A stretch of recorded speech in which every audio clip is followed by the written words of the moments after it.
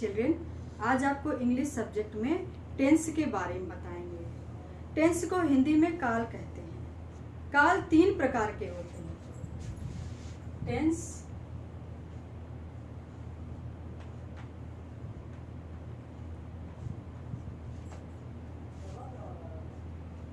पहला है present tense. Present tense को हिंदी में वर्तमान काल कहते हैं। वर्तमान काल यानी वर्तमान समय, यानी जो इस समय हो रहा है, जो इस समय कर रहे हो काम, वो वर्तमान काल होता है। जैसे उदाहरण में, जैसे आप खाना खा रहे हो, या राजू पढ़ रहा है, या राजू पढ़ता है, राजू खाना खा रहा है, यानी जो इस समय हो रही है बात, वो वर्तमान काल होती है। वर्तमान काल को इंग्लिश में कहते हैं प्रेजेंट टेंस, यानी वर्तमान काल।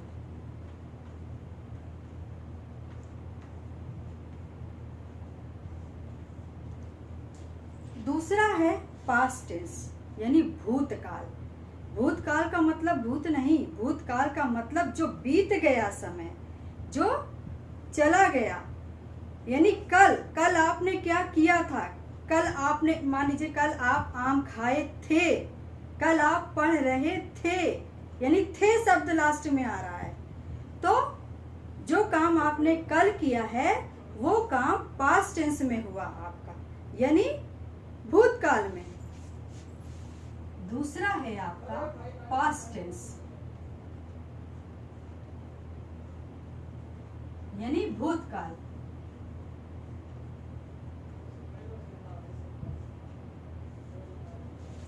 और तीसरा है बच्चों फ्यूचर टेंस, यानी आने वाले समय में क्या होगा।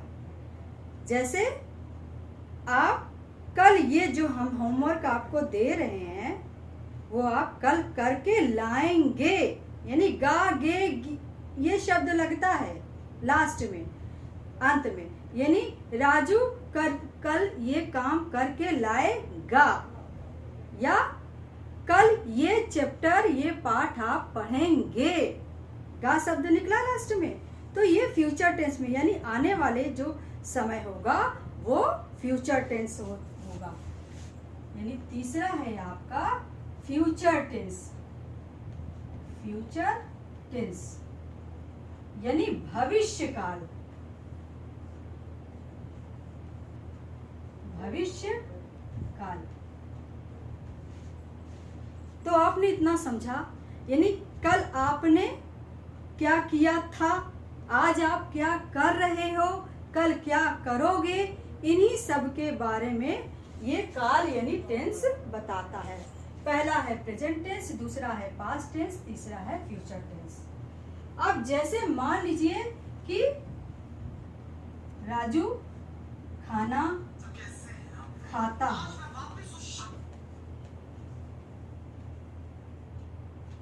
अब इसमें राजू, मान लीजिए ये वाक्य है कि राजू खाना खाता है।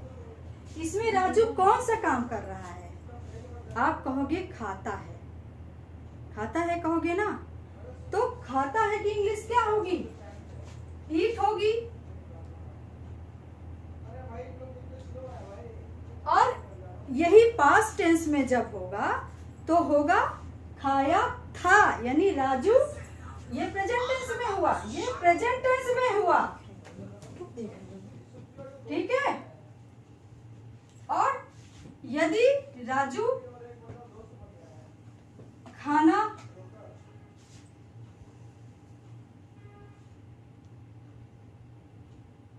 खाया था,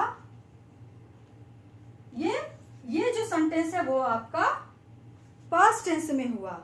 और या राजू कल या राजू खाना खाएगा, ये आपका पास्ट टेंस में हुआ, ठीक है। और राजू खाना खाएगा,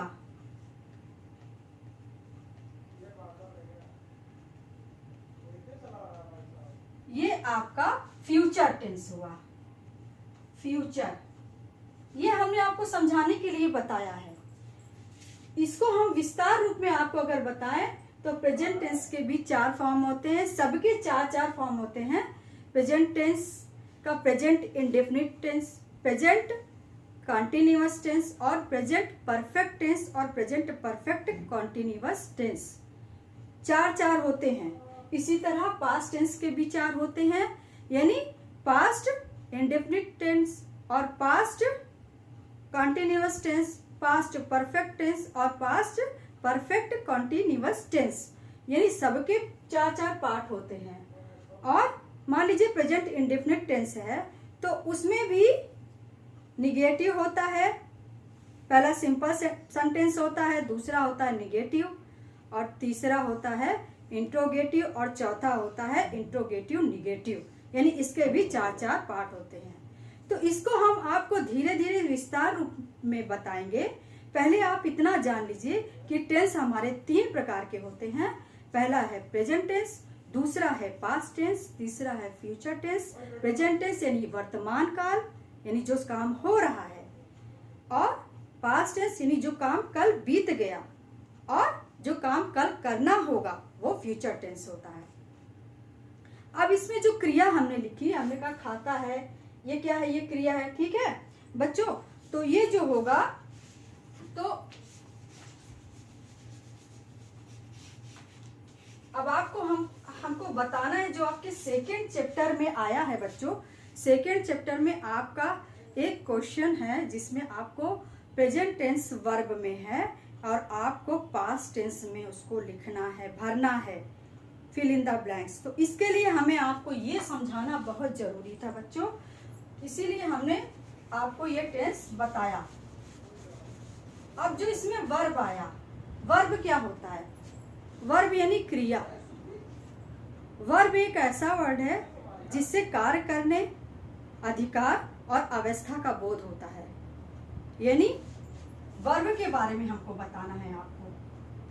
वर्ब क्या है? A verb is a word which denotes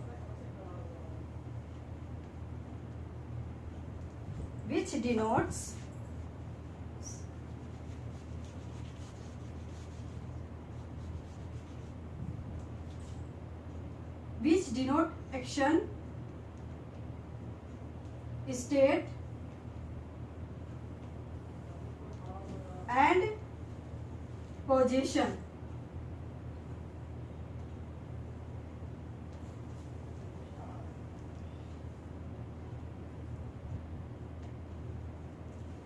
यानी इसको हिंदी में ये कहेंगे कि क्रिया, यानी वर्ब जो है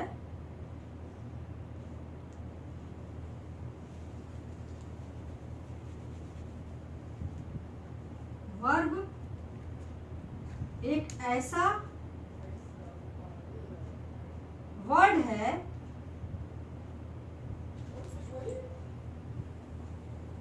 जिससे किसी कार्य,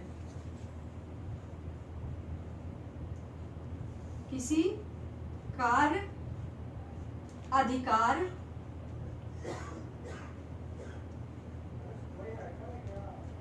अवस्था का बोध होता है, अवस्था का बोध होता है।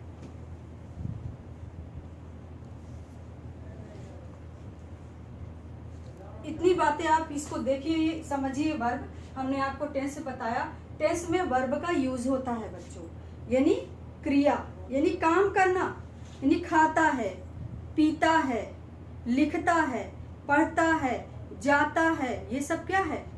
क्रिया है। जैसे हमने ईट आपको लिखाया था, ईट माने खाना, तो वो प्रेजेंट टेंस वर्ब की फॉर्म। अब आपको वर्ब की फॉर्म देखनी है, इसको हम ऊपर लिखना चाहेंगे।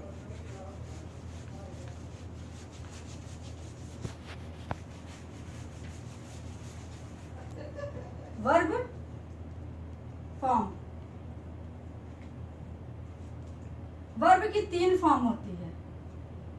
वर्ब की फर्स्ट फॉर्म जो कि प्रेजेंट टेंस होता है, वर्ब की सेकेंड फॉर्म जो कि पास्ट टेंस होता है, और वर्ब की थर्ड फॉर्म यानी कि पास्ट पार्टिसिपल होता है। ये हो गया आपका प्रेजेंट टेंस, ये हो गया आपका पास्ट टेंस, और ये हो गया आपका पास्ट पार्टिसिपल टेंस। तो वर्ब की जो फर्स्ट फॉर्म होती है, जैसे होती है फर्स्ट फॉर्म मेरी सिंपल फॉर्म होती है ईट। ईट का मतलब होता है खाना। अब ईट का जो वर्ब का सेकेंड फॉर्म है, ये जो सेकेंड फॉर्म है यानी पास्ट टेंस में ईट का एट हो जाएगा, यानी खाया था इसकी हिंदी होगी, और फिर ईटन हो जाएगा। ईटन माने खा चुका था।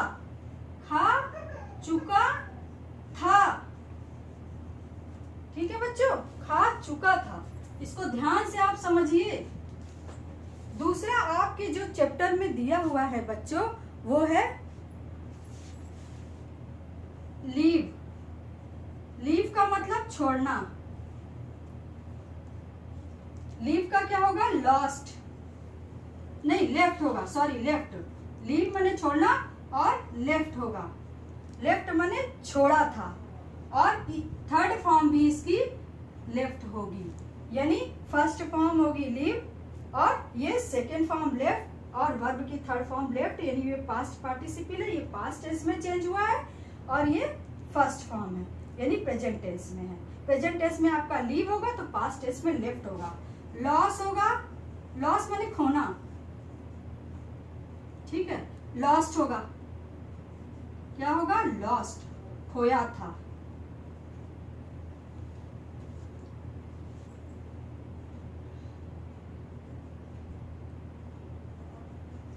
इसका लेफ्ट का क्या होगा? छोड़ा था, और लेफ्ट में छोड़ चुका था,